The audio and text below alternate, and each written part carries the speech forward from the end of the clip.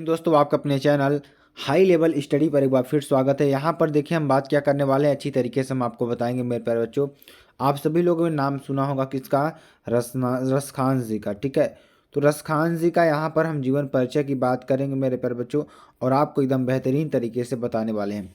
अगर आप इस वीडियो को अच्छी तरीके से देख लेते तो आपको एक जीवन परिचय अच्छी तरीके से याद हो जाएगा और एकदम बेहतरीन तरीके से आपको याद हो जाएगा। ठीक है, तो साहित्य जीवन परिचय की बात करेंगे तो इनका जीवन परिचय बहुत ही अनमोल है, बहुत ही इम्पोर्टेंट है। ठीक है, तो हिंदी साहित्य और ब्रजभाषा प्रेमी कृष्ण भक्त मुसलमान कवियों में रसखान अग्रगण्य है।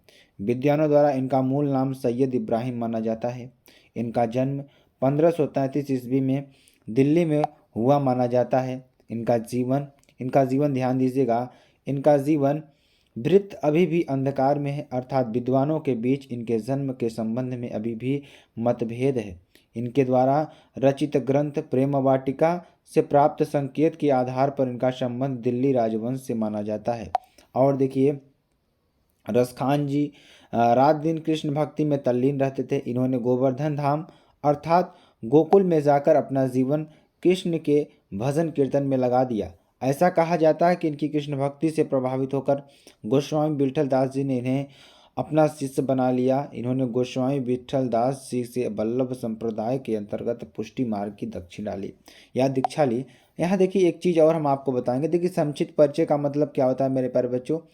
संक्षिप्त परिचय में ये होता है कि आपको कुछ चीज़ें होती हैं जो कि एक शॉर्टकट में याद करनी होती है, तो इसको यहाँ पे हम बताए हैं, मेंशन किए हैं। देखिए, नाम इनका क्या है, रसखान है। मूल नाम सैयद इब्राहिम, क्या है, सैयद इब्राहिम। इनका जन्म 1533 ईस्वी में, जन्म स्थान दिल्ली में, और मृत्यु 1618 ईस्वी में, और मृत्यु स्थान ब्रजभाषा। ठीक है, और अगर यहाँ पर हम बात करें इनकी भक्ति, अगर आप देखिए सारी चीज़ों को छोड़कर सिर्फ इतना ही याद करते हैं तो आपको पूरा फुल नंबर मिलेगा। इसको बस आपको बना करके लिखना है। ठीक है, अगर भक्ति की बात करें, कृष्ण भक्ति ये हैं। गुरु की बात करें, गोस्वामी विठल दास जी। उपलब्धि की बात करें, रसकान संज्ञा की उपाधि, जो उपाधि है ये आपको यहाँ दिया गया था। अगर हम इनकी कृतियाँ की बात करें, सुजान, रसखान, प्रेम वाटिका, ये सारी इनकी कृतियाँ हैं। भाषा की बात करें, ब्रज भाषा आपकी मिल जाएगी। साहित्य में योगदान की बात करेंगे तो कृष्ण भक्ति का काव्य में अत्यंत मार्मिक चित्रण। ठीक है, आगे चलिए। यहाँ पर देखिए, वैष्णव धर्म में दीक्षा लेने पर इनका लौकिक प्रेम अलौकिक प्रेम में बदल गया और रसकान श्री कृष्ण के अनन्य भक्त बन गए। ऐसी मान्यता है कि प्रेम वाटिका 1614 ईस्वी में इनकी अंतिम काव्य कृति है। संभवतः इस रचना के कुछ वर्ष बाद 1618 ईस्वी में इनकी मृत्यु हो गई। ठीक है, साहित्यिक परिचय की बात करेंगे मेरे प्यारे बच्चों, तो रसखान ने श्री कृष्ण की भक्ति में पूर्ण रूप से अनुरक्त होकर अपने काव्य का सृजन किया। अरबी और फारसी भाषा पर इनकी बहुत ही अच्छी पकड़ थी। काव्य और पिंगल शास्त्र का भी इन्होंने गहन अध्ययन किया। ये अत्यंत भावुक प्रवृत्ति के थे। संयोग और वियोग दोनों पक्षों की अभिव्यक्ति इनके काव्य में देखने को मिलती है।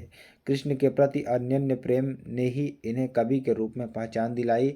इन्होंने पूर्ण रूपेण समर्पित होकर कृष्ण के बाल रूप का यौवन से मोहक रूपों का अनेक कविताएं लिखी।